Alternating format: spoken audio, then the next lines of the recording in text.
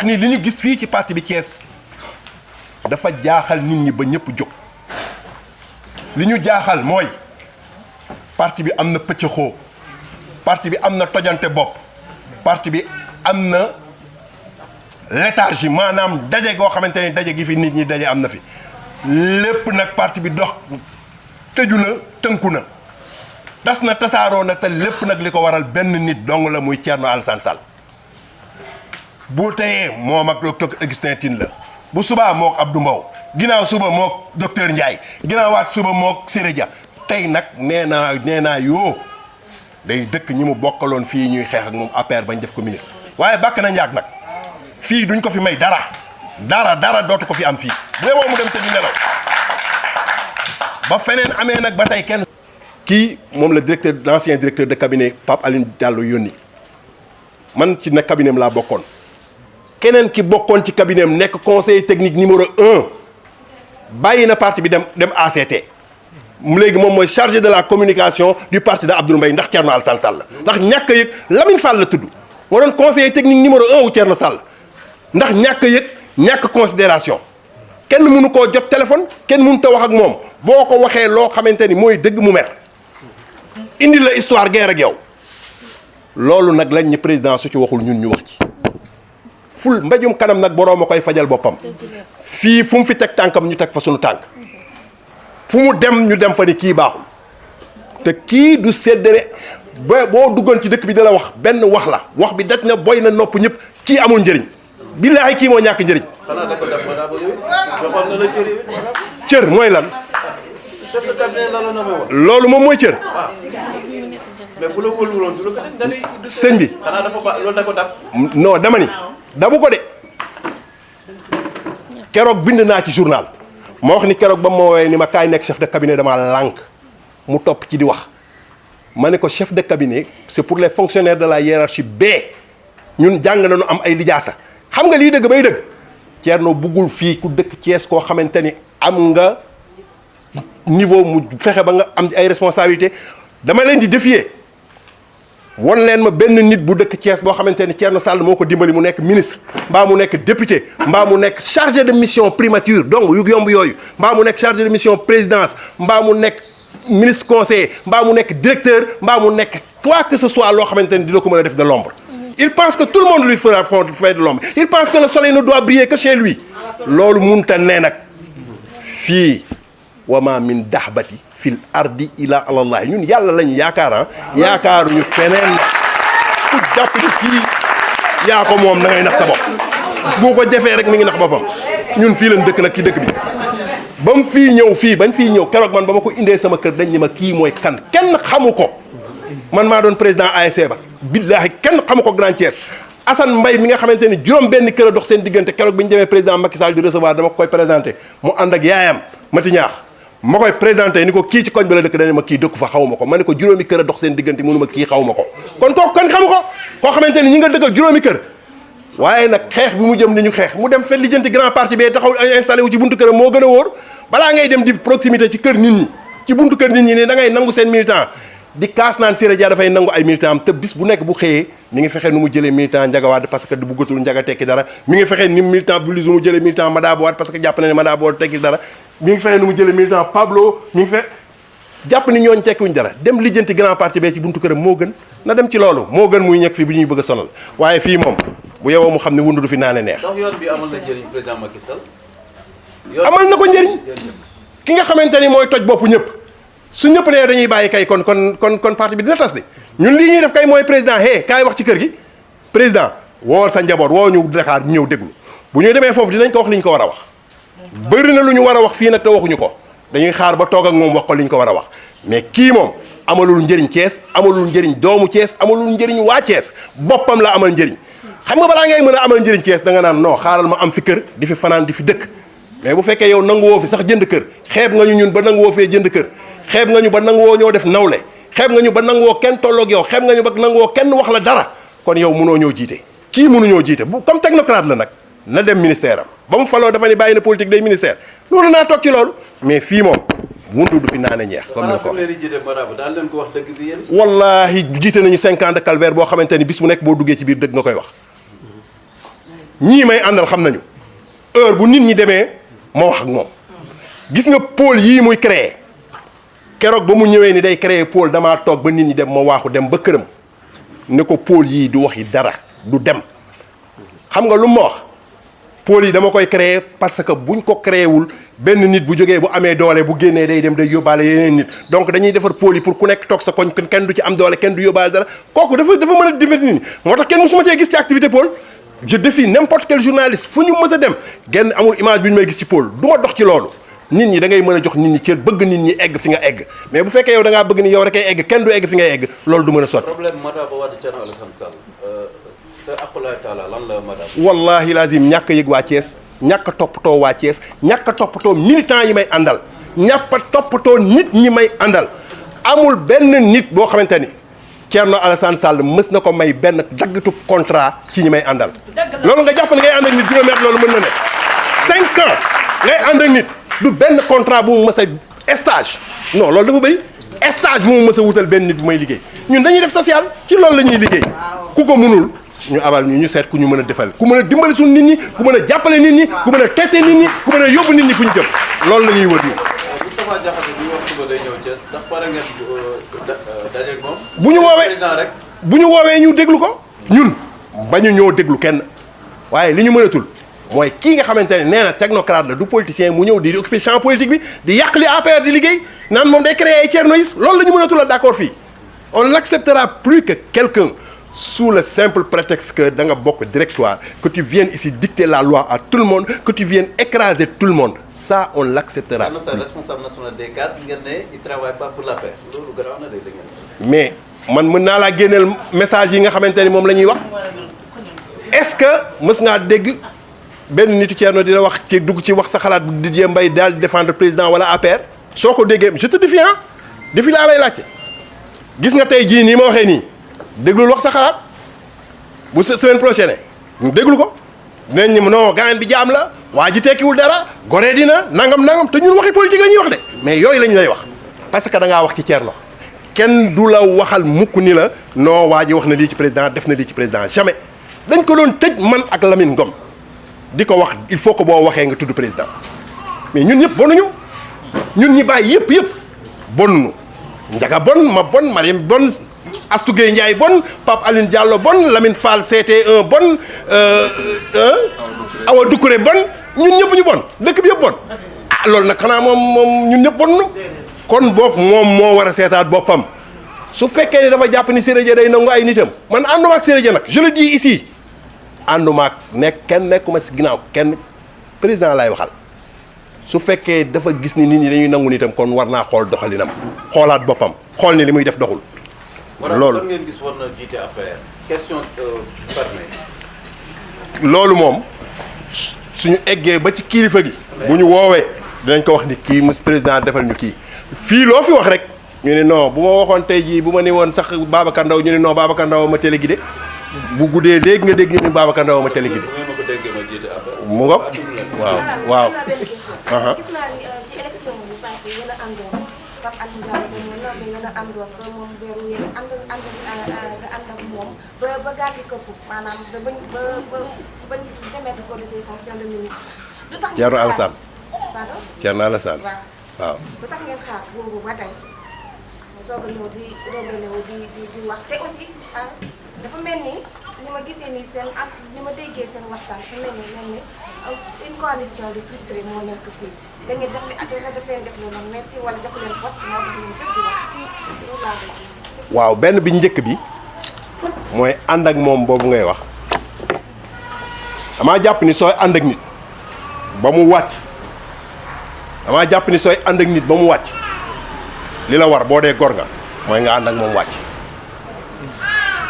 Thierno ba mu wàccee lañ ko gën a liggéeyal que ba mu nekkee sax au pouvoir loolu yéen ñii journaliste seede ngeen ko mën ngeen ko seede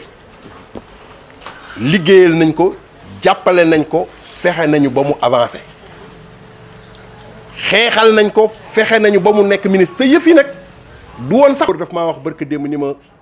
Thierno tooñu leen yéen waa APR waaye ñun waa Thiès yëpp la tooñ ndax dañoo amoon ay ambition ci moom mu jël énergie am yëpp jàpp ko ci xeex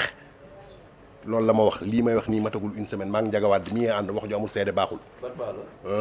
benn baax la waaw xam nga kon nit ñi dañ koo jàppale parce que dañoo gisoon ni ku mën a war nañ koo mën a jàppale ci dëkk bi la dëkk man mii doxe naa xaaja guddi 3 heures du matin jaxaaw ba Grand Thiès donc jàppal nañ ko ba mu war a egg fi mu war a egg waaye bu ñu la jàppalee ba nga egg fi nga war a egg nga jàpp ni yow da ngaa yéeg parce que yëf yi sa xel la wala sa liggéeyu ndey la wala sa pexe la wala sa jàng la parce que suñ ko waxee day wax man jàng naa diplôme yi ma am président amu ko wala nga jàpp ni sab jàng loolu lay wax wala nga jàpp ni sab njàng la moo tax nga nekk loolu da ngay nax sa bopp nit ñee la jàppale ba nga falu bis bu nekk ñu waxoon nag boo waxee ba sës rek nga taxaw. mais Thierno moo ëpp diplôme Macky Sall loolu am na. lan mooy moo ëpp diplôme. ah mais loolu. diplôme moo yore réew. non non mais réalité la. dama ne ndax diplôme ay yore réew. diplôme yorul réew. mais nangul ko loolu. waaw na dem wax ko ko na dem wax ko Macky Sall moo gën muy dugg ci biir néegi di ko wax. yaa ko ëpp diplôme. na dem wax ko. mais yàlla tudd mu nekk président madame. waaw man liggéeyuma fenn maa ngi yore sama cabinet di def sama consultance ma doon def waaw. waaw waaw ah jàpp may ma jàkkaarloo moom.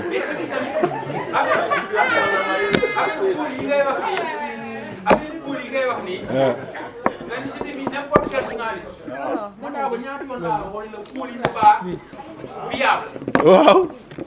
waaye du ma la wax li ma wax ak moom ci biir loolu boobu du wax.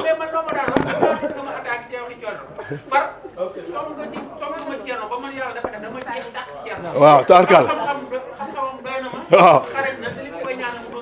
waaw waaw parce que tout li fi nekk ci ministère des infrastructures defar naa ay tali bon am na compétence daal waaw loolu laa gis mais ay structures gis ko te li may ñaan mooy trajectoire bi Macky Sall am mu am ko yàlla premier ministre dem ba président ñaanal nañ ko ko ñaanal nañ ko waaye kii de bu yore caabi àjjana dina yéex gaa yi dugg de. ñun ñoo retrouvé wu nous les responsables ici au niveau de Thiès pour def benn constat bi ñu def mooy que ni parti bi dañ ci seetlu benn léthargie c'est-à-dire rien ne bouge le parti même on peut dire il est à terre donc moo tax ñu retrouvé wu autour d'un consensus pour bëgg Macky Sall xool Thiès parti bi nan lay doxee à Thiès parce que fii ñi nga xamante ni soi-disant ñoom lañ fi namee jox fi ay ndombal tànk que pour ñu jiite parti bi pour ñu doxal parti bi donc ñoom bayuñu waar woowu pourquoi bayuñu waar woowu parce que kenn gisul leen ci terrain bi ñu muyee la mayo te amuñu benn représentativité boo xamante ni mën nañ ni ñii mën nañ jëmal parti bi kanam wala mën nañ doxal parti bi kanam alors que am na ñeneen ñoo xamante ne ñu ngi fi des dignes fils de Thiès ñoo ngi fi depuis l'opposition ñu nekk fi di battre jël seen moyens yëpp def ko ci biir parti bi et jusqu'à présent ñoom kenn mësu leen a gis kenn mënu leen a jox benn responsabilité te ñi nga xamante ni aussi ñoo fi nekk jusqu'à présent mënuñu doxal parti bi donc loolu la ñuy alerter comme ni ko Ndiaga waxee mon frère Ndiaga Wade dañuy alerter le président Macky Sall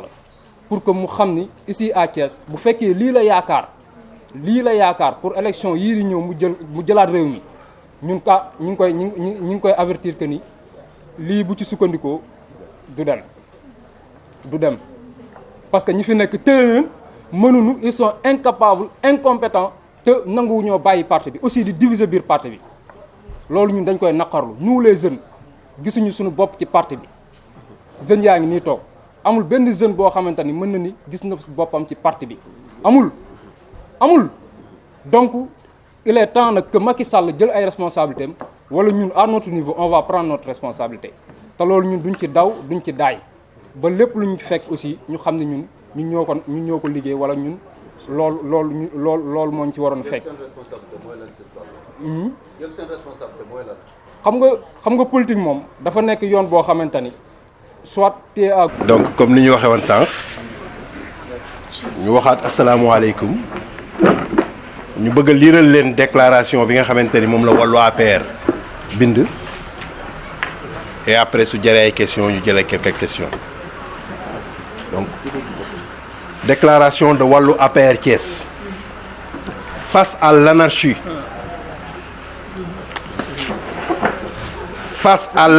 et au désordre qui existe dans le parti à Thiès,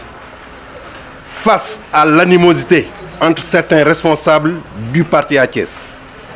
face à la léthargie constatée dans le parti à Thiès,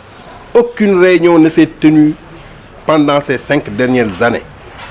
Face au manque de considération dont les responsables de base sont victimes ici à Thiès, nous, Wallu APR Thiès, avons décidé de nous adresser au parti et à son président pour l'alerter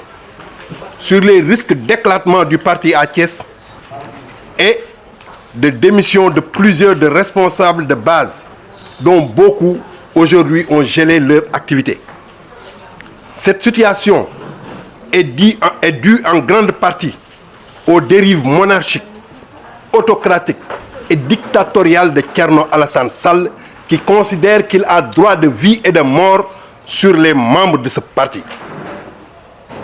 Il est le fossoyeur de l'unité et de l'entente dans ce parti.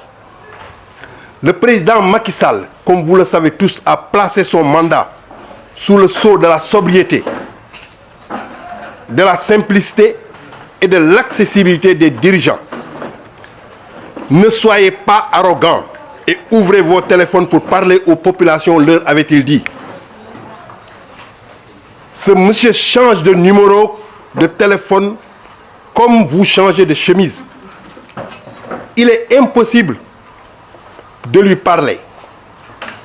Il est impossible, non pas pour les militants, mais même pour les responsables, de lui parler. Monsieur Sall utilise toute son énergie pour combattre ses camarades de parti. Il n'y a pas un seul responsable à Thiès qui n'ait eu de problème avec Thierno Alassane Sall. Il ne supporte ni la contradiction, ni qu'on lui fasse de l'ombre. Chaque fois que vous voyez ou que vous entendez un problème à Thiès, c'est Thierno Alassane Sall contre quelqu'un d'autre. Il n'est même pas en bon terme avec ses voisins. C'est d'ailleurs la raison pour laquelle le grand parti est venu s'installer à cette maison de sa maison familiale. Dans le journal LAS du lundi passé,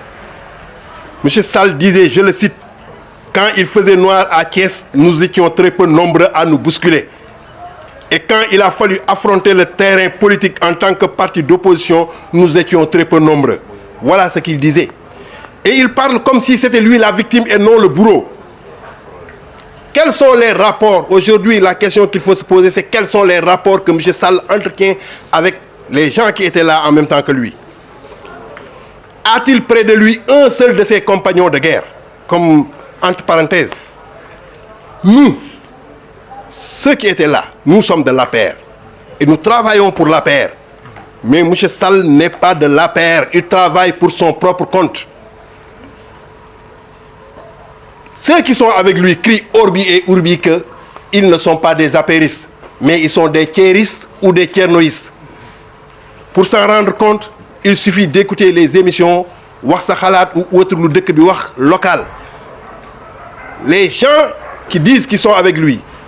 vous ne les entendrez jamais défendre le parti. Vous ne les entendrez jamais défendre l'action du gouvernement. Vous ne les entendrez jamais défendre le président de la République. Tout ce qu'ils font, c'est chanter les louanges de Thierno Alassane Sall en disant que oui, il a fait une route par-ci,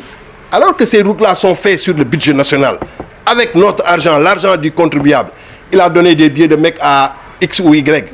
Mais est-ce que quelqu'un ici a entendu Thierno Alassane Sall avant d'être ministre donner un billet de mec à qui que ce soit dans cette ville, dans ce pays même? Je le défie de me montrer une seule personne, et il était à l'Assacna, il était représentant résident. Personne ne l'a jamais vu donner un seul billet de mec à qui que ce soit dans ce pays-là. Il est ministre et on lui donne les billets. C'est le président de la République qui donne ses billets de mec. Pour qu'il les redistribue, ce ne sont pas ses billets, ce sont les billets de l'APR.